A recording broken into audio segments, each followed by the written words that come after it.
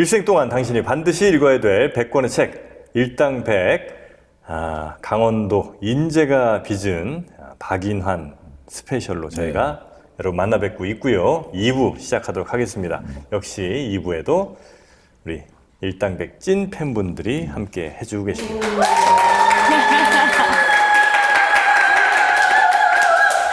좋네요.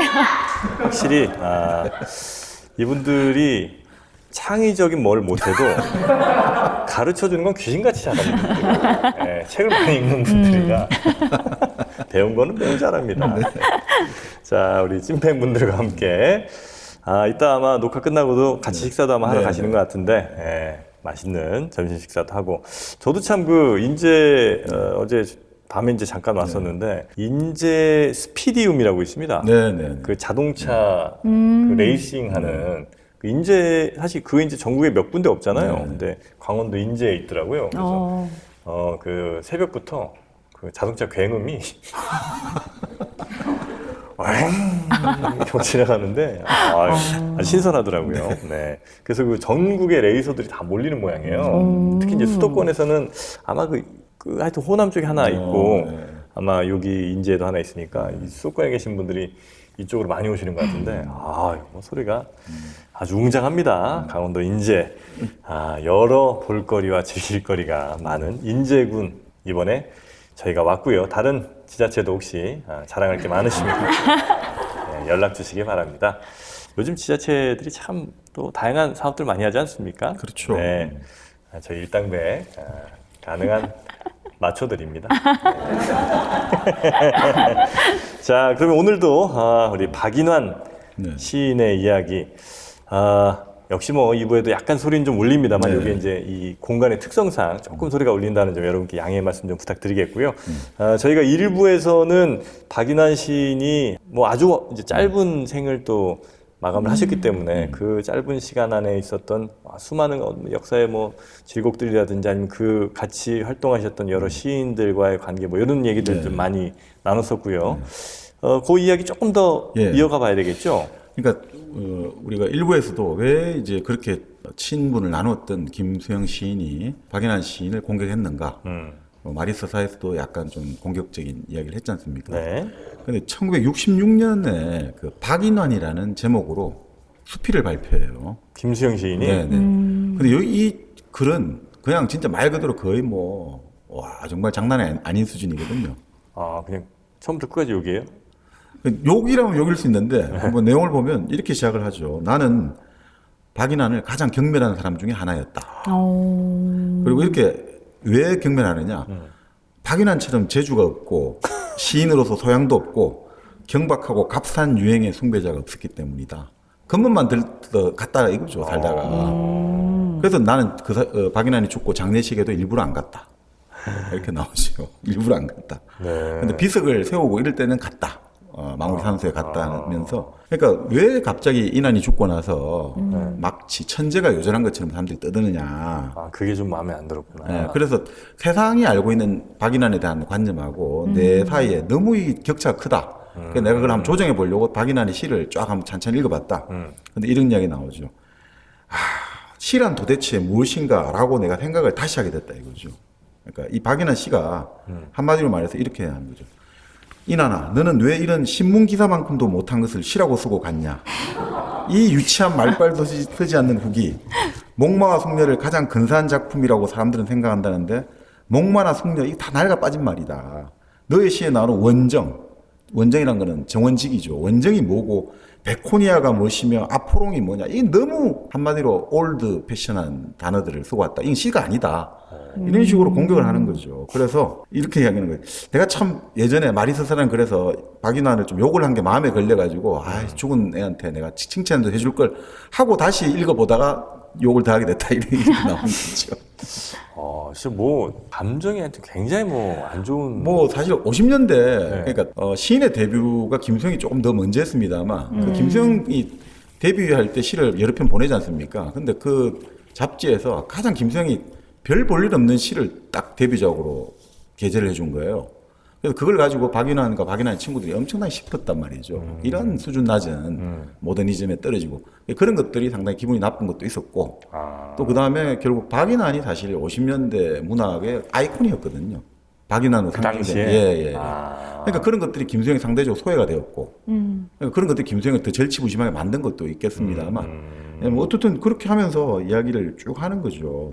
그리고 너는 항상 나에게 이상한 말을 했다. 이게 무슨 말이냐면 이런 거죠. 마리스사 책방 시절에 너는 나에게 초현실주의 시를 한번 쓰던 사람이 거기에서 개종에 나오게 되면 그 전에 그가 쓴 초현실주의 시는 모두 무효가 된다고 말했다. 나는 너가 했던 말을 해석하려고 정말 오랫동안 고민했다. 이게 무슨 뜻일까? 초현실주의 시를 쓰다가 거기서 개종해서 이제 그 시를 안 쓰게 되면 그 전에 썼던 그 사람의 시는 다 무효가 된다. 이 말 뜻이 뭘까 고민했는데 알게 모르게 너는 이런 종류의 이상한 말들을 나한테 계속해서 했다. 나 진짜 고민했다. 그러면서 너는 너가 쓴 글에서 뭐 이 단어가 없다 이러면 눈 하나 깜짝 안 하고 그건 너가 포로수용소에 있을 때 새로 생긴 말이야 라고 하면서 그 잘못 절대 인정 안 하고 그냥 막 냈다. 이런 공격하면서 내가 지금 이런 글을 내 쓴다 하더라도 너는 뭐 절대 그걸 고칠 생각도 안 할 거다. 무덤 속에서 걸어 나올 수 있어가지고 고칠 기회를 준다 하더라도 너는 안 할 거다. 라면서 이렇게 이야기하는 거죠. 박인환이 다시 지금 이 자리에 있다면 수영아 훌륭한 시 많이 써서 부지런히 성공해라 하고 빙긋 웃으면서 그 기다란 상하 파이프를 크크 더글러스처럼 피워 물 것이다. 이렇게 이제 끝을 맺어요. 근데 이게 그래서 사람들이 보통 대부분 사람들은 결국 김수영과 박인환이 그 묘한 관계 아닌겠냐. 애정이 같이 동시에 발생하는 거예요. 좋아하면서도 싫어하고 선망하면서도 또 경멸하고 이런 관계가 그러니까 김수영의 재능을 박인환이 무시하니까 김수영은 기분 나쁜 거고 또 박인환을 그러니까 김수영은 완전 가짜로 보는 거죠. 가짜다. 이건 짜가다. 시인이 아니고 시의 탈을 쓴 뭐 이런 식으로 공격을 많이 했단 말이죠. 근데 결국 아까 말씀드린 대로 김수영이 워낙 이제 그게 강해지면서 박인환이 결국 지금의 좀 부정적인 너무 병든 좀 센티멘탈 감상에다 됐는데 결국 그런 이야기를 이제 최근에 연구 결과 이런 게 나와요. 남민우 박사가 왜 이제 이런 김수영은 이렇게 썼을까? 그건 아닐 거다 이거예요. 자기가 보기에는 단순하게 죽은 친구를 공격하려고 썼다? 그건 아닐 거고 당시 박인환으로 대표되는 그런 시인들 그런 시가 60년대까지 계속해서 자기가 보기에는 김수영이 보기에는 부정적인 영향을 미치고 있다 이거죠. 그런 목마, 숙녀, 원정, 백호니, 아폴로 이런 약간의 이국 취향의 말들. 근데 시인의 시는 뭐가 돼야 되냐? 그러니까 김수영이 했던 말이 이거죠. 시는 생활의 말이 돼야 된다 이거죠. 시는 따로 떨어진 게 아니라 우리 생활 현장에 쓰는 말이 돼야 된다.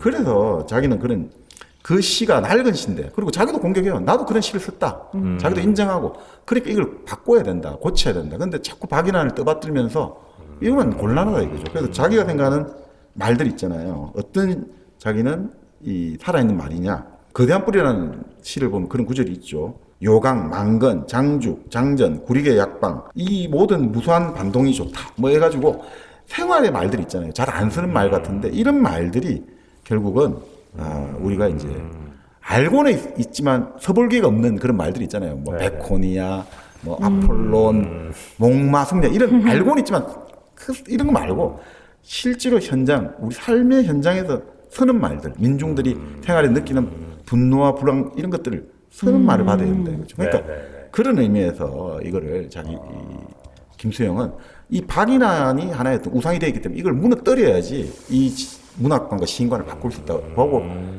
더 직설적으로 이건 시 같지도 않은 시를 쓰고 왔냐라고 한 거 아니냐. 박인환 자체가 문제가 아니라 요즘 그런 이야기를 많이 합니다. 그래도 뭐 좀 가능성이 있겠네. 물론 이제 아닐 수도 있지만 그 영화 박쥐를 보면 그 송강호 씨가 자기를 막 추앙하는 사람들 일부러 실망시키기 위해 텐트에서 막 덜렁덜렁 나오지 않습니까? 가장 이제 더럽게 일부러 추하게 보이는 거죠. 그래서 그 신화를 깨야 되니까. 근데 더 좋아했다는 얘기도 있지 않나요? 아니, 많이 실망했을 거예요. 기억이 잘. 그 부분에서 많이 실망들 하셨을 거고. 그래서 그런 의미로, 그러니까 박인환 자체보다는 박인환을 막 추앙하고, 특히나 이제 요절하면서 이제 천재성 이런 게 막 부풀려지면서 더 사람들이 막 이렇게 선망하고 하니까 그거를 깨기 위한. 그렇죠. 그러면 시의 본질이 자꾸 그런 식으로 오도될 수 있다는 거죠. 그러니까 가능성이 있네. 사람들이 아까 말씀드린 목마, 숙녀, 세월이 가면 이런 게 아니라 사실은 마리 서사에 바로 박인환 씨의 정신의 본질이 있는데 세상 사람들은 자꾸 술을 마시고 막 쓰고 그리고 사실 술을 마시고 한 것도 아까 말씀드렸듯이 결국은 그 전쟁이라는 경험을 겪고 나서 정말 이 사람이 인도네시아 인민에게 주는 시라든지 인천항이라는 시를 보면 참 미국이랄까 이런 것들에 대한 비판적 의식도 보이고 우리 현실에 대한 아주 그런 변혁의 의지가 보이거든요. 근데 전쟁 때 이제 잔류파라고 했지 않습니까? 네. 근데 이 사람들이 전쟁 이후에 이제 다시 수복이 됐잖아요. 이 잔류파들이 또 엄청난 공경을 겪어요. 사상적 문제가 있는 거 아니냐. 너희들 뭐 북한하고 인민군하고 뭔가 짬짬이가 됐기 때문에 살아남은 거 아니냐. 그렇게 해서 고생했던 사람들이 좀 있단 말이죠. 모윤숙이랄까. 그 반공주의자 모윤숙. 낭낭클럽 만들어가지고 네네네네. 이승만 대통령 만들기 1등 공신 모윤숙도 잔류파고 또 모가지가 길어서 슬픈 짐승이었던 노춘명 시인도 네네. 잔류파고. 이러니까 잔류파들이 상당히 애를 먹었거든요. 그러니까 그러면서 이 사람이 생각해 그 현실 비판의 어떤 날카로운 정신이 이 절대적인 또 자기가 그 전쟁 상황에서 이제 결국 나중에 이제 영화 평론에도 피아골에 보면 아주 반공주의적인 시각이 나오거든요. 그러니까 이 사람이 그게 어디 갈 수가 없잖아요. 어디로 이제. 내가 이 모더니즘을 내 개인적 경험을 해보니까 이걸 극복하기 너무 힘들어요. 너무 슬프고 너무 비참했어요. 그러니까 결국 그게 출구를 못 찾으니까 이 출구는 결국 술을 마시고 하나의 어떤 센티멘탈리즘으로 빠진 거 아닌가. 네. 그러면서 좀 바로 김수영은 박인환의 본질은 그게 아니다. 말이 서사에 있다. 이거를 계속 사람들에게 알려주고 싶었기 때문에 좀 더 자극적인 방식으로 네. 네. 이나 당신들이 알고 있는 박인환이 씨 그건 아니야 라고 말했던 거 아닌가 뭐 이런 이야기도 합니다. 근데 네. 만일 김수영 시인이 이렇게까지 비판하지 않았더라면 뭐 그런 기저가 바뀌지 않았을까요? 전혀 사람들은 몰랐을까요? 뭐 아니 근데 이제 또 어떤 분은 그런 이야기를 해요. 근데 그 당시 시대가 너무나 우리가 감당하기 힘든 시대적 네. 뭐라 고통이 다가왔잖아요. 전쟁이랄까 이런 모든 것들 다 잃어버리고 사람들이 죽고 다치고 집이 파괴되고 도시의 기반 시설이 다 무너지고 이런 게 왔을 때 그 사람이 할 수 있는 게 뭐냐 이거예요. 거기에 대고 갑자기 야 우리 변혁의 의지를 높이고 희망을 합시다. 이거보다는 사람은 충분히 애도할 수 있어야 되거든요. 네. 슬픔은 슬픈 그러니까 자꾸 박인환을 요즘 또 새로 부각하면서 박인환 본래 이런 사람이 아니었어. 김수영이 부각을 해가지고 박인환을 낭만과 감상의 시인으로 알고 있는데 알고 보니 박인환은 사회 변혁의 시였다라고 식으로 하는 것도 좀 문제가 있다 이거죠. 박인환 그 자체로 충분히 가치가 있다. 슬플 때는 슬퍼하는 게 사람의 네, 본질이거든요. 네. 그걸 억누르면 어떻게 되냐 이거죠. 정신분석학의 상상범 하는 말입니다. 네. 이 감정을 해소하지 못하고 억누르면 반드시 다른 데로 다른 터지겠죠. 거에 튀어나오거든요. 그러니까 슬플 때 슬프다고 말하는 박인환 같은 시인이 있고 그래서 대중은 따라가는 거다. 그 센티멘탈이라고 과연 이게 대중 영합한 거냐? 그건 아니다라고 네. 또 말씀하시는 분도 많아요. 네. 그래서 사실 그 말도 일리가 있는 것 같아요. 그죠? 그러니까 그 예를 들면 그 박인환 시인에 대한 그런 막 추앙하는 분위기가 김수영 시인으로 인해서 조금 꺾이긴 했습니까? 꺾였죠. 아, 그래. 근데 평론에서는 꺾였는데 지금도 근데 박인환을 이라는 키워드로 네. 그 논문들을 검색해보면 계속 연구는 이루어지고 있어요. 나름의 이제 40년대, 50년대의 그 중요한 역할을 한 건 사실이거든요. 그러니까 센티멘탈리즘 자체가 이게 뭐 어떤 사람들은 뭔가 좀 약간 병든 센티멘탈이라고 말하는 사람도 있잖아요. 근데 이제 박인환이 말하는 센티멘탈리즘 어떻게 보면 좀 건강한 센티멘탈리즘일 수 있죠. 슬픔을 당했을 때 그 세상이 이 사람들에게 너 이렇게 슬프지? 그리고 이렇게 너 굴욕스럽지 살아남았다는 게 그렇지 않아요. 사람은 살아남은 자의 슬픔이 있죠. 전쟁을 거치면서 살기 위해서 자기 무슨 짓을 해야 되고 자 그럴 때 이걸 또 어떻게 하느냐. 그러면 그 비애를 강하게 노래하는 사람도 필요하다는 거죠. 시인의 본질은 결국 노래하는 사람이지 시인이 사상을 제시하는 사람은 아니다 이거죠. 그럼 박인환 시는 단순하게 이게 그 슬픔의 감정을 일부러 잊어버린다든지 일부러 해피엔딩이 아니라 있는 그대로 노래했기 때문에 그것도 충분히 그래서 대중이 좋아하는 거 아니냐 이거죠. 대중이 좋아한다고 다 훌륭한 작가는 아니지만 근데 이 대중이 그 당시 시대적 요청이 있을 때 그 부응하는 것도 시인의 임무 아니냐. 네. 그래서 좀 그런 것 같아요. 슬플 때 슬퍼하는 것이 진정한 시인이잖아요. 네. 공자님이 예전에 공자가 가장 수제자인 아내가 죽었잖아요. 그럴 때 너무 대성통곡했단 말이죠. 제자들이 말렸단 말이죠. 아유, 스승님은 항상 과하지 않고 항상 중용이랄까 이렇게 했는데 왜 이렇게 과도하게 슬퍼하십니까? 그때 공자가 딱 한마디 하잖아요. 내가 과도했던 거예요, 그죠? 슬플 때 슬퍼한 거는 과도한 게 아닙니다. 울 때 울어야 되는데 그게 바로 중용이다는 거죠. 네. 울 때도 참아야지 이건 아니다는 거죠. 무라카미 하루키 다시 이야기해서 좀 그렇습니다만 하루키. 예, 하루키의 소설에 그런 대목이 나오죠. 자기 부인이 직장 동료와 바람을 피웠거든요. 그걸 알게 되고 회사를 그만두는데 뭐 그렇게 뭐 슬퍼하고 이런 게 없어요. 그냥 막 너무 담담하거든요. 근데 그래 그 사람이 어떤 그 가게를 운영하나 하여튼 운영하는 자꾸 이상한 일이 벌어지는 거예요. 근데 그때 어떤 사람이 찾아와서 그 이야기 해준 거죠. 당신은 무슨 나쁜 짓을 해서 그런 일들이 지금 벌어지는 게 아니다. 당신 주변에. 당신이 해야 될 일을 안 했기 때문에 지금 그런 것들이 일어나고 있다. 슬픔이 났으면 애도를 충격을 받아 충격했는데 아닌 척 했다 이거지. 그 충격을 받았는데. 네. 부인이 물어보거든요. 그래도 조금이라도 충격 받았겠잖아요. 아니 나는 충격 안 받았어. 그런 식으로 자기 자신의 감정을 억눌렀단 말이죠. 그 억누른 감정이 나중에 이상하게 나타나는 거죠. 해야 될 일, 애도를 해야 되고 슬퍼해야 되는데 그걸 안 하니까 결국 그것은 당신의 삶을 괴롭히는 뭔가. 그러니까 인간이라는 게 무의식이라는 게 있잖아요. 한번 억누르면 별의별 게 다 보이거든요. 환각도 보이고 환청도 들리고 남은 그게 자기는 귀신이 보이는 거예요, 사실은. 유령이 보이고. 근데 그게 인간의 결국 그 감정이랄까 이런 것들이 너무 억압돼 버리면 이상하게 나타나는. 그러니까 김수영 시인 같은 경우는 결국은 그 당시 50년대가 요구하는 애도를 충분히 한 사람 아닌가. 저는 그래서 네, 김수영에 네. 대한 대립항으로 볼 것도 아니라 결국 같은 우리 그 당시가 낳은 시대의 자식들인 거죠. 네. 그래서 이제 같이 봐야 되고 그래서 뭐 사실 우리가 모더니스트로서의 박이나 도시적인 것만 보지만 실제로 죽기 얼마 전에 썼던 시가 바로 지금 박인환의 고향 인제를 그리는 인제라는 시가 있거든요. 202페이지에 보시면 네. 인제가 이제 그걸로 굉장히 유명하지 않습니까? 인제 가면 인제 가면 언제 오나? 원통했어. 이렇게 늘 김 빼실 거예요. 저희는 어제 하루 먼저 둘러봤잖아요. 그랬어요. 네. 네. 어떻게 요건 그러면 우리 아니 장모님 뭐 읽어치고 저는 나중에 그럴까요? 네. 다른 시로. 요건 그럼 우리 미셸님이 한번. 네.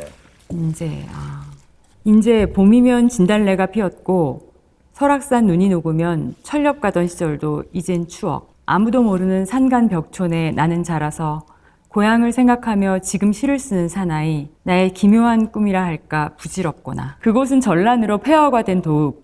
인간의 이름이 남지 않은 토지. 하늘엔 구름도 없고 나는 삭풍 속에서 울었다. 어느 곳에 태어났으며 우리 조상들에게 무슨 죄가 있던가. 눈이여, 옛날 시몽의 얼굴을 곱게 덮어준 눈이여.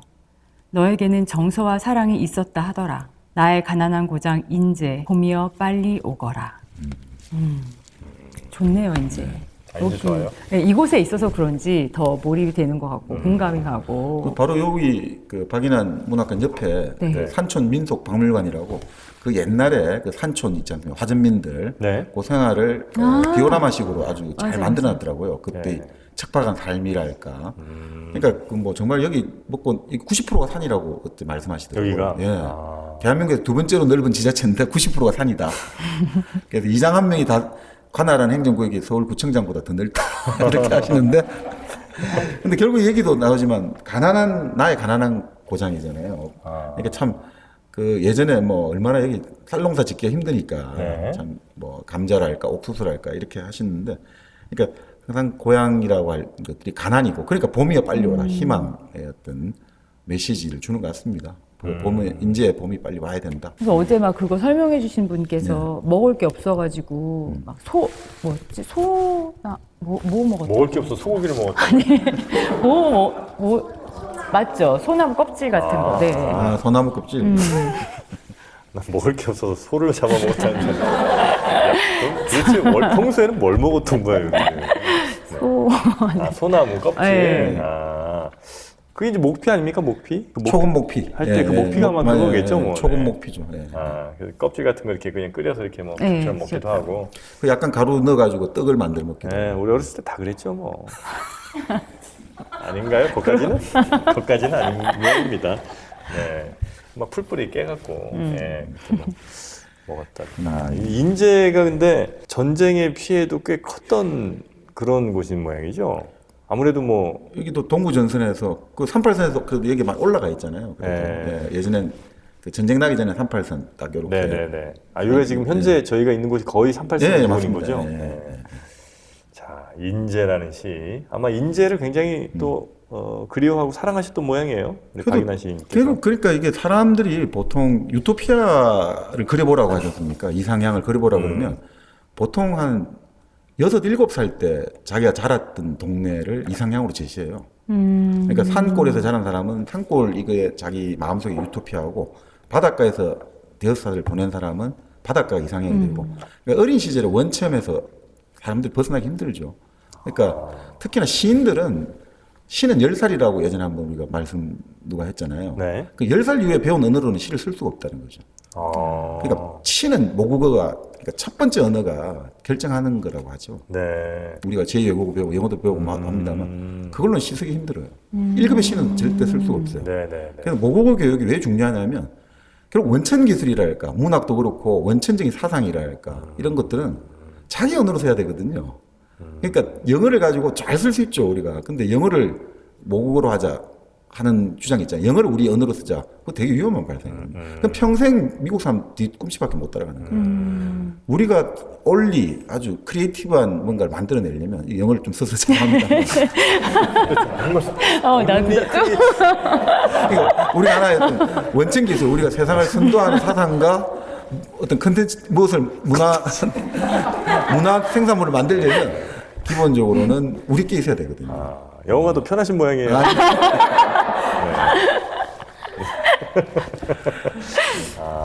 그거는 그럴 것 같아요. 그러니까 이게 내가 이 단어를 선택하는 그리고 어떤 뭐 문장의 맥락 안에서 이 단어를 선택할 때 그 단어의 온도라든지 아니 사람들이 갖고 있는 그 단어에 대한 정서라든지 혹은 이제 시 같은 데서는 가끔은 아주 어울리지 않는 단어를 일부러 집어넣기도 하는데 그런 것들은 아마 내가 모국어가 아닌 이상은 이해하기도 쉽지 않고 그렇죠. 그렇게 활용하는 건 대단히 좀 어려울 그러니까 것 같긴 결국은 하네요. 이제 맞습니다. 언어가 우리가 관념을 결정한다고 하잖아요. 언어가 사고를 결정한다. 사피어가 그런 뭐 어프 가설이 있습니다만 네. 재밌는 게 이런 게 있죠. 그 노벨 물리학상을 받은 일본의 그 학자가 그 중간자의 존재를 예언했다고 했잖아요. 근데 그걸 동양 고전 노자의 도덕경에서 이 힌트를 얻었다는 거죠. 그러니까 그냥 그 서양 자기가 배운 영어의 어떤 세계관, 독일의 세계관은 이게 존재할 수가 없는데 이런 중간자의 존재를 힌트를 얻어낸 게 결국은 그런 바로 자기 언어가 기반한 생각들에서 나오거든요. 네네네. 그러니까 우리가 과학하고는 상관이 없지 않죠. 절대 그렇지가 않죠. 과학이라는 것도 결국 대부분 보이지 않는 법칙을 찾아내는 거잖아요. 네. 당연히 이루어지는 것 속에서 뭔가가 보이지 않는 것들. 그럴 때 결국 그거를 인식하게 만드는 언어의 힘들이 근본적인 거죠. 그게 없으면 아무것도 못하는 거죠. 네, 네. 그래서 어린 시절 보냈던 인제라는 네. 곳을 이렇게 시로도 써낸 박윤환 시인 6살 때, 10살 때 기억이 유토피아. 네. 요즘 애들은 뭐 거의 키카라고 봐야 되겠군요. 애들은 유토피아가 키즈카페야. 네, 키카나 문센. 문센, 문화센터. 그 친구들은 물론 이제 뭐 나름의 또 낭만이 있고 뭐가 있겠습니다만 그 친구들이 뭐 30대 혹은 40대, 50대가 돼서 예전을 추억하고 할 때 그것도 나름의 뭐 또 있긴 하겠죠. 근데 그래서 이제 사실은 또 부모님들이 네. 그래서 이런 인제와 같은 곳으로 아이들 데리고 항상 주말에 오는 거겠죠. 그 자연을 계속 데리고 다니는 것도 이게 뭐 놀러 가는 것도 있지만 무의식적으로 애들이 바로 그런 키즈 카페나 문화센터만 가니까 어떻게든 자연에 노출해야 된다는 자기도 모르는 뭔가 있으니까 주말만 되면 차를 몰고 이런 곳으로 오면 좋지 않을까. 아이들의 장래를 위해서 인제에 많이 오면 좋죠. 이거 어디 뭐 오도 받으신 멘트예요? 아닙니다. 굉장히 의도가 많이. 아니 뭐 인제뿐 아니라 그죠. 다른 데 많이. 아니, 인제 참 좋더라고요. 제가 이제 오면서 쭉 보니까 정말 산이 많고. 그러니까 우리 아마 뭐 친구들이 이 녹색 볼 일이 그렇게 흔치는 않잖아요. 뭐 중간중간 가로수도 있긴 합니다만 완전히 푸른 이 녹색을 보는 게 쉽지가 않은데 하여튼 좌우로 거의 다 녹색인 이런 인제에 한 번씩 오셔서 문학적인 여러 시설들, 뭐 기념하는 곳들도 많고 또 굉음을 울리며 운전할 수 있는 곳도 있는. 자연과 문명을 동시에. 그리고 네. 황태가 맛있는 곳인가 봐요. 황태? 네, 왜냐면 저희 어제 점심도 황태를 먹었고 오늘 아침에도 황태국을 주셨는데 굉장히 맛있었거든요. 여기 뭐 대표하는 음식이 좀 궁금해가지고. 그러니까 이게 본래 동해안에서 이제 우리가 흔히 말하는 명태를 잡지 네네네. 않습니까? 그러면 여기 덕장이라고 네. 여기서 말리잖아요. 황태를 말려가지고 결국 그게 노릇노릇해 지가지고 우리가 이제 먹는 게 황태가 되는 거죠. 그러니까 결국은 인제의 바람과 인제의 햇빛으로 탄생한 게 황태니까 황태를 먹으면 바로 동해안의 바다의 전기와 그리고 인제의 공기와 햇살을 같이 네네. 먹는 게 되는 거죠. 아, 비록 러시아산일지라도 네, 이건, 그렇습니다. 이건 인제 겁니다. 이 황태가 물에서 어디서 잡히냐는 중요하지 않아요, 여러분. 그렇습니다. 네, 어디서 말리냐 이게 중요한 겁니다. 그렇죠. 사람도 태어나는 것이 아니라 만들어지는 것인데, 그러니까 황태도. 인제 태양과 바람으로 네. 햇살과 바람으로 지으면 이게 황태가 맛있는 그렇죠. 황태가 되는 네, 거고 네. 인제 흙과 물로 빚으면 이건 이제 박인환이 되는 그렇죠. 거고. 네. 완전 찌찌뽕. 나 그 얘기 하려고 그랬어요. 지금. 아 그래요? 네. 이래서 이게 이 순발력이 중요한 겁니다. 이 멘트는 나의 것이에요. 오늘 나의 것입니다. 네. 자, 그러면 제가 사실 박인환 시 중에 제가 제일 좋아하는 시가 행복이라는 시인데, 행복. 근데 그거는 오히려 지금 생각해 보니까 우리 정프로님이 네. 아주 그 좋은 목소리로 한번 들려주시면 아, 더 그럼 감동적일 것 할까요? 같습니다. 예. 100페이지. 100페이지 있지요. 나는 행복합니다. 정말 정말 행복합니다. 자, 행복이라는 시를 여러분께 또 소개를 해드리겠습니다. 행복. 노인은 육지에서 살았다. 하늘을 바라보며 담배를 피우고 시들은 풀잎에 앉아 손금도 보았다. 차 한 잔을 마시고 정사한 여자의 이야기를 신문에서 읽을 때 비둘기는 지붕 위에서 훨훨 날았다. 노인은 한숨도 쉬지 않고 더욱 아무것도 바라지 않으며 성서를 외우고 불을 끈다. 그는 행복이라는 것을 말하지 않았다. 그저 고요히 잠드는 것이다. 노인은 꿈을 꾼다. 여러 친구와 술을 나누고 그들이 죽음의 길을 바라보던 전날을 노인은 입술에 미소를 띄우고 쓰디쓴 감정을 억제할 수가 있다. 그는 지금의 어떠한 순간도 증오할 수가 없었다. 노인은 죽음을 원하기 전에 옛날이 더욱 영원한 것처럼 생각되며 자기와 가까이 있는 것이 멀어져 가는 것을 분간할 수가 있었다. 한 번 읽으면 무슨 소리인지 모르겠어요. 박인환 씨는 그렇죠. 한 번 읽어서는 도저히 모르겠어. 그러니까 이게 근데 읽기는 쉽잖아요. 지금 여기는 낭송하시면서 어려운 단어는 없는 것 같아요. 낭송하시면서 읽기가 뭐, 힘들지가 않죠. 예. 그러니까 박인환 씨의 특징은 바로 그런 운율에 있는 거거든요. 이 단어를 리듬감. 선택하는 게 이 리듬감이 묘하게 있단 말이죠. 가락이. 근데 말씀대로 이 이미지 자체는 계속 단절되고 비약되고 이러니까 쉽지가 않죠. 여기 그 네. 아까 제가 읽어드린 것 중에 차 한 잔을 마시고 정사한 여자의 네. 이야기를 할 때 정사가 네. 아마 이제 그 사랑을 나누다가 돌아가신 네. 그 얘기인 거죠? 네, 네. 정사한 저도 궁금해가지고 여기다 지금 정사하게. 이걸 신문에서 읽을 때 비둘기가 지붕 위에서 훨훨 날았다고요? 뭔데? 그러니까 이게 결국 이게 좀 어떤 소설을 의식하고 쓴 시죠. 아 그래요? 노인은 육지에 살았다. 노인과 바다? 그렇습니다. 바로 해밍웨이 노인과 바다하고 전형적 대비되는 시죠. 해밍웨이 노인과 바다는 바다에서 투쟁을 하잖아요. 근데 여기에 노인은 박인환의 노인은 육지에 사는 거죠. 해밍웨이의 노인과 바다의 노인은 뭡니까? 그 정말 뭐 80일인가요?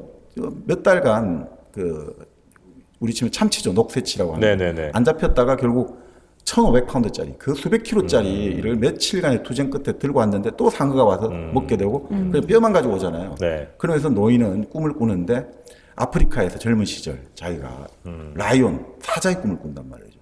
그래서 인생은 뭐야? 싸우는 것이다. 죽을 때까지 싸우는 거다. 내가 어떤 결과가 있더라도 이 뼈만 남은 그 녹새치를 갖고 오더라도 나는 귀향할 것이다. 이런 투쟁과 하나의 어떤 의지로서의 어떤 노인인데 박인환은 행복할 때 이거 없잖아요. 노인은 그런 꿈을 안 꾼단 말이에요. 여기 노인은 꿈을 꾸는데 여러 친구와 술을 마시고 죽음의 길을 바라보는 이거 완전 정적이란 말이에요. 여기는 아주 정적이고 네. 그 이제 해밍웨이 노인과 바다는 아주 동적인 거죠. 그래서 어떻게 보면 그 유종호 선생님이 말씀하셨지만 바로 여기 첫 대목 노인은 육지에서 살았다. 이게 딱 그렇게 나는 너희들하고 그러니까 해밍웨이하고 달라 이거죠. 노인과 바다인데 노인은 육지에 산다 이거죠. 그리고 행복이란 말도 안 하는 거죠. 그러니까 그냥 그저 그냥 잠자리에 조용히 드는 것 이거 자체가 동양에서의 어떤 행복의 본질들 이런 걸 좀 많이 알려주는 것 같아요. 일상에서의 행복을 말하지 모험과 투쟁으로서의 어떤 해밍웨이하고 상당히 대비되는 거 아니냐. 그래서 참 뭐라고 할까 아주 좀 달라지는 것 같아요. 네, 하여튼 뭐 다 정적인 거 좋은데 그 정사한 여자 이야기를 신문에서 읽을 때 비둘기가 지붕 위에서 헐헐 난 건 뭔데요? 도대체? 그러니까 저기 이 정사한 여자는 그거잖아요. 얼마나 센세이셔널합니까? 행복하다는 거예요? 아니 센세이셔널하잖아요. 네. 네. 이게 얼마나 뜨거우면 네. 같이 결국 같이 죽자. 애인하고 같이 죽는 걸 정사라고 하잖아요. 뭐 그렇죠. 예, 예. 네. 그런데 이렇게 이제 사람 살아가는 것이 격렬하고 뜨거운 것 같지만 그거에 무관하게 비둘기는 그냥 자기 자연은 그대로 그냥 흘러가는 거죠. 비둘기는 지붕에서 날듯이. 그러니까 이런 격렬한 삶의 모습과 무관하게 자연의 삶은 그냥 자연의 자연의 질서는 그대로 흘러가는 거예요. 아, 그 노인 역시도 그 자연의 일부로서 뭐 어떤 뭐 세상에 뭐 별별 일들이 다 일어나도 그냥 평온하게 가는. 그냥 한숨도 안 쉬잖아요, 노인은. 아. 한숨도 쉴 필요가 없는 거죠. 그냥 뭐 그 자체인데 뭐. 아, 그게 행복. 예. 아, 요즘 그런 쪽으로 가고 계세요 지금? 아니 그건 아니고. 그러니까 아니 여기서 이제 그러니까 이런 느낌이 들어요. 그러니까 우리 저 박인환 시인 같은 경우도 결국 좋은 시라는 것이 뭐 예전에 이제 다른 문학 평론가들이 말하지만 본인이 결국 30살에 죽었잖아요. 그러니까 이 사람의 시는 어느 시를 봐도 30 전에 죽을 운명이었던 거죠. 보면 항상 죽음의 냄새가 깔려 있어요. 참 재미있는 게 오스카 와일드가 그런 이야기 했습니다만 자연은 예술을 모방한다. 인공을 모방하거든요. 자연이. 그게 무슨 말이냐면 내가 쓴 시와 내가 쓴 소설을 그대로 따라가는 게 인생이고 삶이 될 수가 있어요. 그러니까 참 이게 무서운 건데 그 김사량이라는 우리 작가가 있거든요. 네. 김사랑 씨요? 네. 김사랑 씨 유명하죠. 예쁘죠 이러려고 그러죠. 아, 몸매 좋고 또 이러려고 그러죠. 시인입니다. 사량, 김. 사량. 사량. 사량이잖아요. 네, 여기서 또 제가 또 드러나네요. 아유, 큰일 날 뻔했습니다. 노마 말리라는 뭐 유명한 이제 그 책도 쓰고 했는데 김사량이라고 그 노마 말리라고 책도 쓰고 하신 분이 있는데 그분이 그런 그 이제 글을 썼죠. 북경의 기차역에서 고국으로 돌아가는 사람에게 부탁을 하는 거죠. 어떤 노혁명가가 자 나의 늙은 내자 집사람에게 뭐 신발을 안경을 줬나 중교 그리고 애들한테 뭐 하여튼 구두를 주고 뭐 그런 게 나와요. 하여튼 네. 이제 그 귀국하는 사람에게 자 이 물건을 좀 전달해 주시오. 근데 그 글을 쓰고 정확히 이제 이 사람이 일제의 어떤 잡지 기자로 중국에 있는 일본군 치자를 갔다가 이 사람이 결국 항일운동에 본 거 연안으로 떠나거든요. 그 자기는 이제 여기 치자로 왔다가 아예 나 이제 독립운동하러 갈래 이렇게 되거든. 그때 같이 갔던 노천명이라는 시인, 여류 시인에게 부탁을 하는 거죠. 자, 내가 가면 우리 아이한테 이걸 주고 우리 집사람한테 이걸 좀 부탁한다고. 정확히 10년의 자기 운명, 자기 썼던 글 그대로 딱 자기가 그 재현하는 거예요. 정말 그러니까 오히려 삶이 예술을 모방하는 것들. 뭐 이런 것들이 한 번씩 보면 참 많이 나와요. 그러니까 어떻게 보면 사람이 이 글을 쓰고 이 글을 쓰면서 자기 삶을 스스로 예언의 자기 실현 효과라고 할까 이런 게 분명히 존재하거든요. 그래서 말이라는 것들이 우리가 상당히 위험한 겁니다. 네네. 우리가 막 말을 쉽게 하잖아요. 뭐 요거는 내가 돈을 벌기 위해서, 요거는 이 사람을 어떻게 하기 위해서, 또 이거는 그냥 웃기려고 하는데 그 말은 그것을 넘어서는 힘을 분명히 가지고 있어요. 네네. 그래서 말이 참 사실 그래서 시인이라든지 작가들 말을 정말 조심하게 쓸 수밖에 없는 거죠. 좀 가요도 제목대로 간다고도 하고 작사하시는 분들도 막 좀 그렇게 요절하시는 분도 있고 그렇지 않아요? 쓴 대로 네네. 예, 그런 얘기도 있긴 하죠. 아니, 물론 그렇다고 너무 주술적으로 하는 건 아닌데, 그러니까 그것들이 결국 평소에 그러니까 결국 내가 생각하는 것들이 나오니까 생각은 결국 뭐냐면 행동 나타나거든요. 그 자기도 모르는 사이에 그 운명을 스스로 만들어가는 거죠. 네. 아, 그 말씀 듣고 보니까 행복이란 시가 이제 확실히 좀 약간 들어오는 게 좀 있습니다. 아마 여러분도 다시 들어보시면 아까는 느낌이 다를 거예요. 제가 약간 빠르게 한번 다시 읽어드리겠습니다. 행복. 노인은 육지에서 살았다. 하늘을 바라보며 담배를 피우고 시들은 풀잎에 앉아 손금도 보았다. 차 한 잔을 마시고 정사한 여자의 이야기를 신문에서 읽을 때 비둘기는 지붕 위에서 헐헐 날았다. 노인은 한숨도 쉬지 않고 더욱 아무것도 바라지 않으며 성서를 외우고 불을 끈다. 그는 행복이라는 것을 말하지 않았다. 거저 고요히 잠드는 것이다. 노인은 꿈을 꾼다. 여러 친구와 술을 나누고 그들이 죽음의 길을 바라보던 전날을. 노인은 입술에 미소를 띄우고 쓰디쓴 감정을 억제할 수가 있다. 그는 지금의 어떠한 순간도 증오할 수가 없었다. 노인은 죽음을 원하기 전에 옛날이 더욱 영원한 것처럼 생각되며 자기와 가까이 있는 것이 멀어져 가는 것을 분간할 수가 있었다. 아, 이제는 뭐 이건 완벽하게 전 이해됐습니다. 네. 해피니스. 전 막 이해까지는 아니지만 네. 어떤 그냥 그 노인의 일상이 하루가 그냥 묵묵하게 그게 그려졌어요. 그게 제가 이해한 바예요. 거기까지만 이해하면 됩니다. 네. 더 이상 이해하려고 하지 마세요. 아, 행복이라는 시를 참 좋아하시는군요. 네, 네. 이 박인환 시인의 시 몇 편을 좀 소개를 해드렸고. 네. 이제는 뭐 영화 평론. 영화 평론 얘기. 그러니까 영화 평론 하면 저희는 이제 최강희 평론가라든지 제가 알고 있는 뭐 이동지 평론가 이런 분들이 이제 박병식, 네. 별점 아주 짠 분이죠. 네. 전천일 평론가. 전철 평론가 이런 분들이 대충 요즘 이제 유튜브 쪽으로 가면 라이너라는 이런 분들이 있습니다만 이분이 그 영화 평론의 거의 이제 시조격이라는 거는 그렇습니다. 한국 영화 평론가 협회를 처음 만들었고. 근데 이때는 사실 영화가 꽤 만들어졌었군요. 예, 여기서 나오면 이 피아골이라는 영화가 있거든요. 1955년에 이강천 감독이 만든 영화인데 네. 지리산 빨치산 다룬 이야기예요. 1955년에. 그 시대에 예. 근데 그때도 지리산에 빨치산이 있었거든요. 이거 있는데 다룰 수 있어요?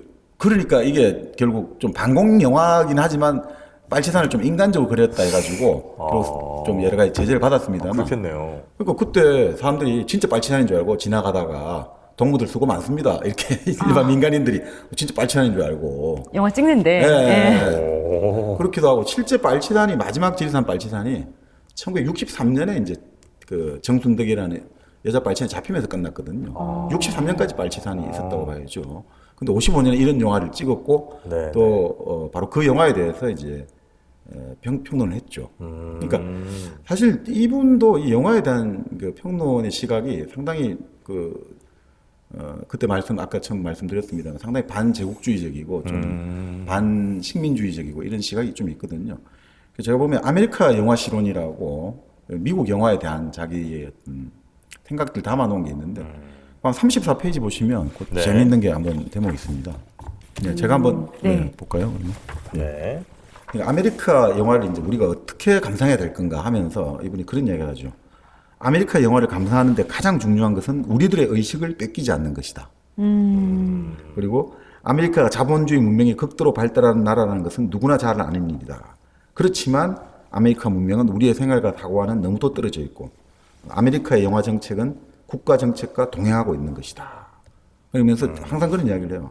아메리카인은 흥행 가치에 중점을 둔 영화로 재미있게 볼 수는 있지만 결국은 제일 중요한 것은 내 계급이 어디 있는지 똑바로 생각하라. 이런 것들을 가지고 항상 미국 영화를 봐야 됩니다.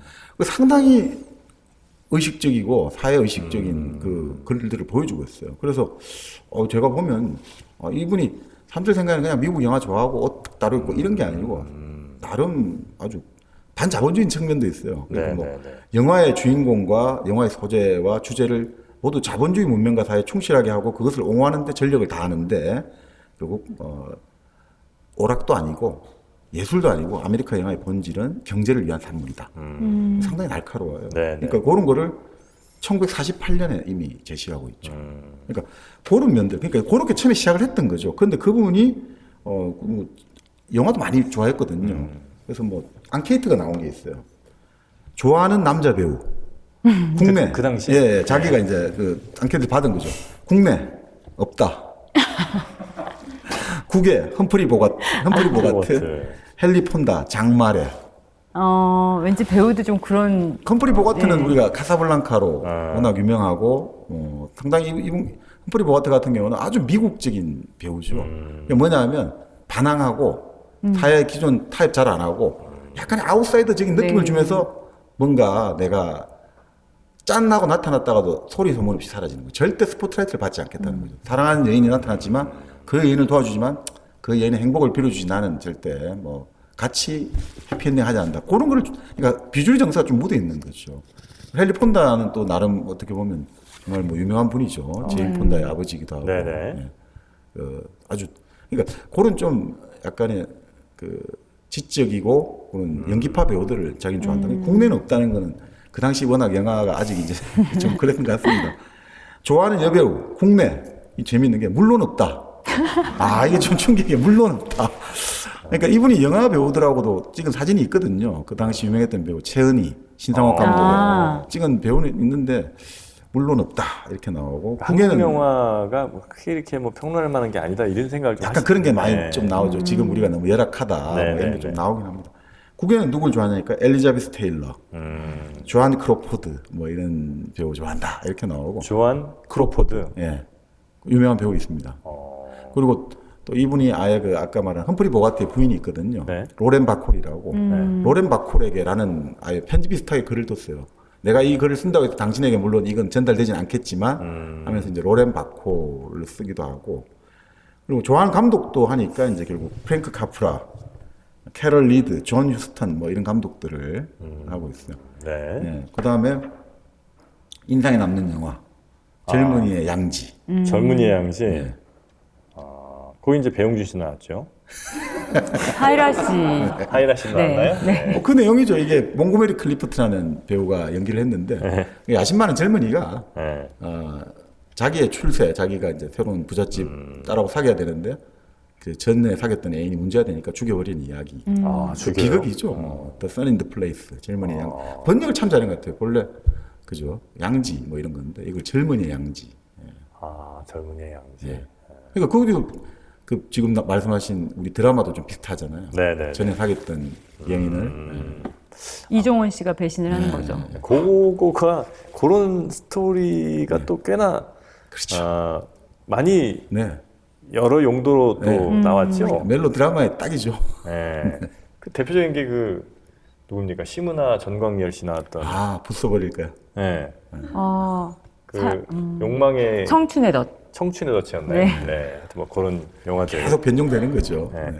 예전에 그 이덕화 씨 나왔던 네. 사랑과 야망. 사랑과 야망 뭐 그런 것들도 대체로 보면 네. 예, 그 사랑하던 여자가 있었는데 성공을 위해서 싹 하고 그렇죠. 그 여자는 다시 이제 뭐 이렇게 복수하고 뭐 이런 느낌. 네, 맞습니다. 젊은이의 양지가 그 영화군요. 네. 그럼 뭐 제3의 사나이, 제3의 사나이. 캐런 리트 감독. 네. 성소수자를 좀 다뤘다고 봐야 될까요? 아니요, 그건 아니고. 그건 아니고요. 오늘 많이 틀리네요. 네. 그 제3의 사나이는 마지막 대목이 아주 인상적이죠. 딱 이제 연인하고 저 쫙 걸어가면서 그 여자하고 여자가 그 그런 남자 눈길 한번 안 주고 싹 서로 헤어지는 그 마지막 장면이 상당히 인상적인 대목이 있어요. 네네네네. 하여튼 뭐 그렇게 이야기를 하면서 이제 인상에 남는 연극 물론 없습니다. 예, 이런 식으로 이제 좀 그렇죠. 한국 너무 무시했는데요. 그러니까 사실 김수영 시인이 본래 연극 배우 연극을 하려고 했거든요. 아 그래요. 그러니까 일본에 연극학교에 갔다가 근데 일본에 있으니까 21년생 그러니까 사실 박인환 시인보다는 5살이 많아요. 근데 박인환 처음 보자마자 반말을 놓는 거죠. 그래서 첫인상이 안 좋았다고 나와요. 처음부터 아유 좀 기분 안 좋네. 첫인상이 안 좋았다고 나와요. 자기도. 근데 연극을 하러 갔다가 이제 그 학병으로 징집될 가능성이 있으니까 피하기 위해서 한국으로 왔다가 다시 만주로 떠나요. 연극하러. 네네. 만주로 떠났다가 다시 돌아와가지고 했는데 연극을 포기하고 이제 시 창작으로 갔습니다. 박인환 같은 경우는 그 당시 이제 또 김수영하고 처음 만난 것도 극단에서 만난 거예요, 서로. 그래서 막 이야기했는데 뭐 김수영 시인은 처음부터 너무 뭐 장콕도가 어떻고 말이 너무 많아서 좀 별로였다 이렇게 이제 하는데 뭐 어쨌든 그래서 연극이랄까 이런 것들 다 그때는 뭐 대부분 다 모든 예술 형식을 다 할 수밖에 없죠. 네. 그 다음에 이분이 상당히 좀 약간의 그 제3세계적인 시각도 많은 게 한국 동란의 고아라는 영화가 만들어졌대요, 그 당시에. 한국 동란의 고아. 예, 한국 전쟁의 고아. 네, 네. 근데 이게 이렇게 나오죠. 그러니까 자기는 영화를 볼 적마다 영화가 지니고 있는 문화성이나 시대성을 자기는 항상 생각한다는 거죠. 이게 영화 비평의 기준이랄 수는 없지만 적어도 단순한 오락의 경우를 제외하고는 항상 작품에서는 무시할 수 없다. 근데 미국에서 만든 한국 전쟁의 고아라는 것들이 뭐냐. 정말 이 영화는 전쟁을 하나의 놀이나 스포츠처럼 불성실하게 묘사하고 있다. 이건 비판을 엄청 하는 거예요. 사건의 절반은 절간에서 벌어지는데 거기는 완전히 구토가 날 만큼 유치한 세트다 이거죠. 내가 보면서 구토할 만큼 유치한 세트고 이런 제작 스타일이 한국에 관한 아무런 상식이 없이 만들어졌다. 그 어디 영화예요? 미국 영화인데 그 당시 이 1950년대 이제 초반에 만들어진 거죠. 전쟁을 배경으로. 네. 불상이라는 것은 아메리카의 인디언 제로니모와 같은 모습으로 만들어져 있고, 그리고 한자라든지 한글은 아예 찾아볼 수가 없다. 그냥 아예 이상한 막 그런 식으로 붙여놓고 이러면서 이렇게 하는 거죠. 이런 몰상식한 영화 작가가 있으므로 아메리카 영화는 많은 오해를 받고 그 문화성의 진위까지도 의심을 받게 된다 하면서 자 그러면서 이제 결국 이 예술이라는 것은 결국 문화성이나 시대성이 없이는 성립할 수 없다. 그러면서 한국 전쟁을 이용한 이런 가치 없는 상품 해가지고 상당히 그러니까 영화를 볼 때 우리가 뭐 미국 좋아한다 이런 게 아니라 기본적인 시대성이랄까 이런 것들을 상당히 날카롭게 보는 거죠. 네. 그래서 이분이 나중에 결국 했던 게 이제 피아골이라고 아까 말씀드린 그 영화 있지 않습니까?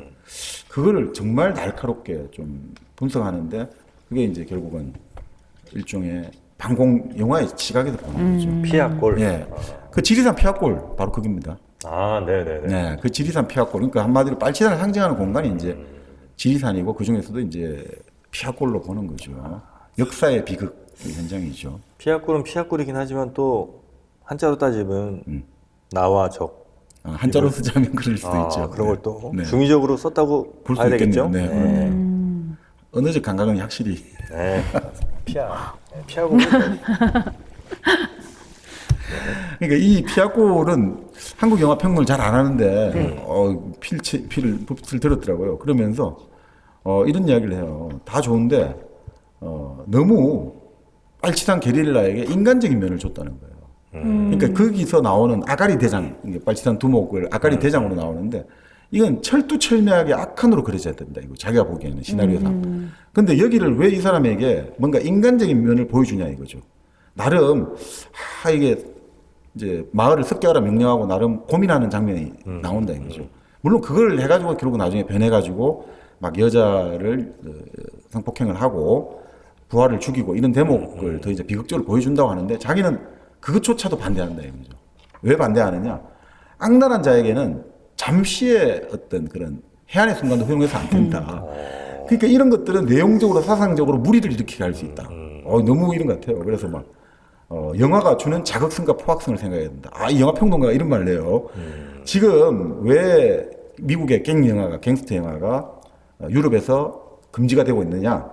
너무 포악해서 그렇다. 너무 사람을 마음대로 죽이는데 아니 공산주의자들의 내용이 이게 신념으로 주관한다. 나는 공산주의 신념을 가지고 주관한다면 그것이 일반 대중에게 어떤 영향을 미치겠는가? 그걸 고민해야 된다. 영화 만드는 사람들은.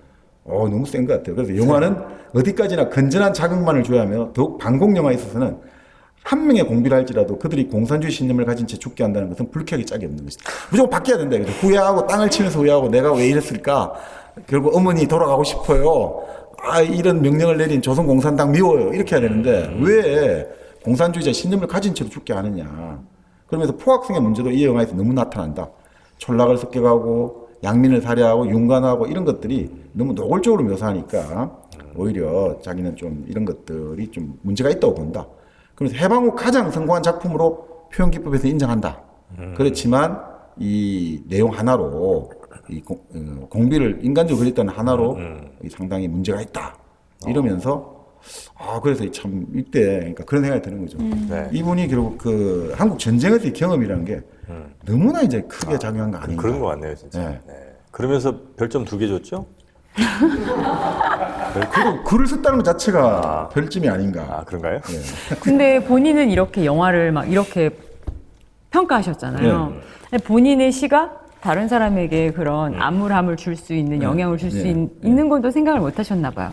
그게 이제 그 지금 우리가 생각하는 이제 구조주의적 사고 방식이 이때는 내가 하는 게 옳고 상대는 내가 비판할 수 있다고 보는 게 이제 그 당시에 그 일종의 사르트르적인 생각들이죠 보통. 근데 요즘에 이제 구조주의 사고 방식이라서 지금 미셸님 말씀하신 것처럼 내가 지금 이렇게 비판하는 것도 또 다른 시각에서 보면 그런 폭력이 될 수 있다고 생각하는 것들. 그게 요즘의 사고 방식들인 거죠. 네, 맞습니다. 네. 자, 영화 평론. 네. 제일 이제 재밌는 게 이태리 영화 여배우 이게 한번 그렇습니까? 네, 소개 좀 해주시죠. 네. 그러니까 그러냐 왜 이태리 영화가 이제 그 당시에 아주 성공을 했다는 거죠. 그래서 이런 이야기를 해요. 그때 이태리 영화가 잘 됐었는 모양이죠? 자전거 도둑이랄까 이런 것들 그리고 네. 비토리아 데시카 길 그다음 라스트라다 젤소미나 젤소미나 뭐 나오죠. 그 이태리 영화의 완전 전성기였다고 보는 거죠. 네. 그리고 그때 뭐 우리가 아는 로베르토 로셀리니도 이태리 감독이죠. 이태리 출신. 잉그리드 버그만하고 뭐 유명한 여배우들은 다. 예. 부러우신. 버그만. 네. 그리고 그 파졸리니 감독이었나? 소돔. 꽈코모라? 페데리코 소돔 파솔리니 121? 예, 그쪽도 네. 이쪽이고. 그러니까 다 그때 정말 잘 나갔던 것이 이렇게 나와요. 애매하게 물어보시면 제가 어떻게 할 수가 없습니다. 그거냐고 확실하게 저한테 물어봐 주세요.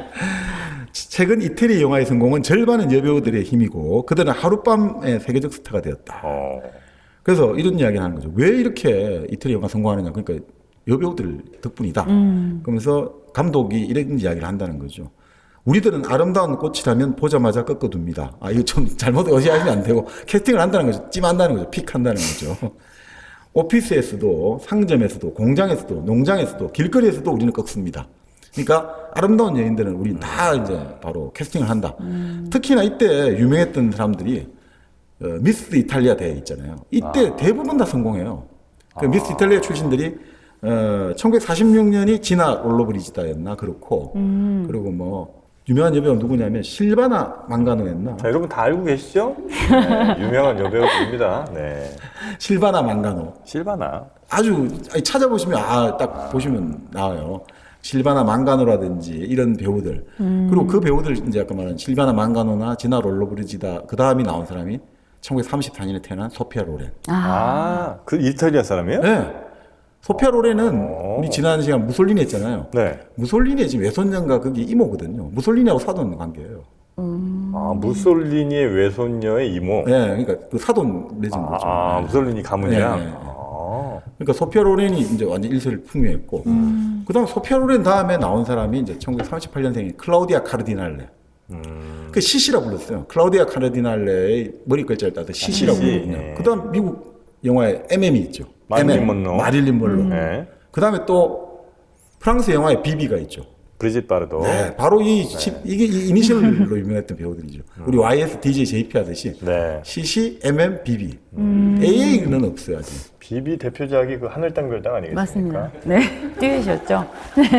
네가 나를 얼마나 사랑. 인재니까 오늘 좀 봐주세요. 왜 이렇게 날카롭게 보니까. 지금은 이제 뭐 우리가 이제 1963년생인가요? 4년생인가? 모니카 벨루치. 모니카 벨루치. 네. 너무 예뻐요. 지금도 예쁘시죠? 네. 그 명장면 있지 않습니까? 담배 딱 꺼낼 때 라이터 한 30개가 들어오는 거. 그분이 모니카 벨루치죠? 맞습니다. 네. 어릴 때 그랬다잖아요. 자기 부모님이 너의 운명은 너는 계속해서 남자들이 너를 괴롭힐 운명이다. 길거리만 가면 괴롭히고 하니까. 그러니까 참 그걸 어떻게든 잘 대처해야 된다. 네네. 좀 약간 어쩔 수 공감할 수. 네. 비유 쓰시는 건 아니죠. 어제 새벽 2시인가에도 산책을 하셨다고요? 네, 아직. 굉장히 자유롭게 하시네요. 네. 그런데 이제 여기서는 그 당시 이제 시각이니까 한번 보시면 이런 이야기 나와요. 참고 삼아 바스트, 웨스트, 히프 등으로서 이태리 여배우를 미로의 비너스하고 비교해보자 이거예요. 밀로의 비너스 하면 미인의 상이잖아요. 네. 토로소처럼 잘려있지만 밀로의 비너스 상은 BWH로 가겠습니다. 이 조금 양해해 주시고 박인환의 평론이니까 네. 37, 26, 38이었다는 거죠. 37, 26, 38. 쉽지 않은데. 근데 바로 실비나 망가노 네. 가 36, 25, 35. 36, 25, 35. 그리시는 중이에요, 지금? 네. 그리고 실비아 판파닌이라는 배우는 37, 24, 36. 아우. 이건 안 되는데. 37에서 이사 가면 이게 좀 힘들지 않습니까? 많이 힘들어요. 네. 그래서 이제 좋아하는 여배우들 그래 소개를 하고 있는데 여기서 네. 이제 본인은 지나 롤로브리지다를 딱 이렇게 설명하는 거죠. 구라파 제일의 미녀다 이거죠. 구라파, 네. 제일. 근데 지나 롤로브리지다가 1927년생이거든요. 그 박인환 시인이 1926년생이잖아요. 네. 지나 롤로브리지다는 아직 살아 있어요. 오. 아직도 살아 있어요. 그리고 이분은 특이한 게 아주 최고 완전히 뭐 섹스 심볼로 유명한 배우였는데 이 배우는 1970년대 들어와가지고 저널리스트로 완전히 직업을 바꿔버려요. 그래서 피델 카스트로하고 특종도 단독, 그래요? 특종도 따고 포토 저널리스트 사진도 찍고 기자로 완전히 바뀌어버렸어요. 아주 유명했어요. 배우에서. 네, 그래서 사람들이 좀 이게 뭐 결국 이게 얼굴로 어필한 거 아니냐는데 그게 아니고 지나 롤로브리지다의 특징이 하고 싶은 말을 어릴 때부터 무조건 해야 된다. 자기는 누군가 나 억누르는 거 못 참아. 그래서 기자 직업이 적성에 맞았다 이렇게 네. 나오죠. 그래서 뭐 지나 롤로브리지다를 아주 또 극찬을 하고 있고 결국 이런 여배우들을 어떻게 했느냐? 그 당시에는 스태트가 없고 하니까 무조건 돈이 없고 하니까 이탈리아도 뭐 그 당시 정부 워낙 피폐했잖아요. 네. 그러니까 그래서 세트 촬영이 안 되니까 영화를 전부 야외에서 촬영했다는 거죠. 근데 그게 또 묘한 매력을 줬고 또 지나가는 행인들 전부 엑스트라 돈이 없으니까 근데 그게 또 묘한 사실감을 줬다는 거예요. 그 이태리 영화의 어떤 리얼리즘이 그때 그게 실제로 나왔다는 거예요. 그 생동감 있나 봐요. 지금 이렇게 함께 하시는 것처럼. 그죠? 네. 그러니까 유명 여배우 그 당시 알려진 유명 여배우 못 쓰니까 자꾸 무명의 여성을 캐스팅하는데 또 그게 자꾸 스타가 되고. 네, 흑수의 진주가 발굴이 되고 그래서 이태리 영화가 결국은 됐는데 근데 또 재밌는 이야기죠. 이렇게만 하면 박인환 시인이 아닐 거잖아요. 그런데 결국은 뭐 때문에 이태리 영화가 이렇게 발전했느냐? 진실을 그리는 영화를 억압하고 있었던 파시스트의 검열에서 해방되어 가지고 감독들이 이제는 이탈리아 사회의 부정과 이탈리아가 2차 세계대전에서 한 역할을 가감없이 드러내려고 하니까 이태리 영화는 성공했다. 딱 그러니까 밑밥을 지금까지 깔아놓았고 하고 싶었던 말은 결국은 뭐냐? 검열에서 해방되고 자유롭게 표현하니까 결국은 이탈리아 영화가 죽는 길을 맞았다는 거예요. 우리 한국 영화 같은 경우도 사실 80년대까지만 해도 참 이제 예전에 영화가 오히려 50년대 잘 가다가 많이 꺾였다가 오히려 이제 80년대 후반, 90년대부터 이제 영화가 다시 지금 뭐 한류 시대라고 하지 않습니까? 그렇죠. 검열이 사라지고 사회가 민주화가 되는 것들이 감독이 자기 검열을 할 필요가 없지 않습니까? 그런 것들하고 이게 다 일맥상통하는 것 같아요. 그래서 참 결국 이렇게 하는 거죠. 각지에서 미인 콘테스트가 계속되고 그것이 계속되는 동안 이태리 영화는 계속 약진할 것이다. 역시 사람이 힘이다. 사람이 가장 먼저다. 뭐 이렇게 말하는 거죠. 자, 이렇게 영화 평론까지 했던 우리 박인환, 우리 이제 시인으로 많이 알려진 분, 그분을 기념하는 박인환 문학관에서 저희가 오늘 일당백 스페셜 에피소드를 여러분과 함께 찍어봤는데 박인환 시인 관련된 그것도 정리를 한번 좀 해볼까요? 네, 제가 기억나는 게 이제 아까 말씀드렸는데 유종호 문학평론가시는 분이 이런 이야기를 했어요. 박인환 시의 종말이라는 시가 있는데 그 중에 한 대목이 있거든요. 피로한 인생은 진화의 벽처럼 우수수 무너졌다. 필요한 아주 피로한 인생. 필요한 인생은 진화, 중국이죠. 중국을 진화라고 일본 사람이 보냈죠. 진화의 벽처럼 우수수 무너졌다. 그러니까 내 인생이라는 게 허물어진다. 그냥 중국의 벽처럼. 중국이란 말씀 되잖아요.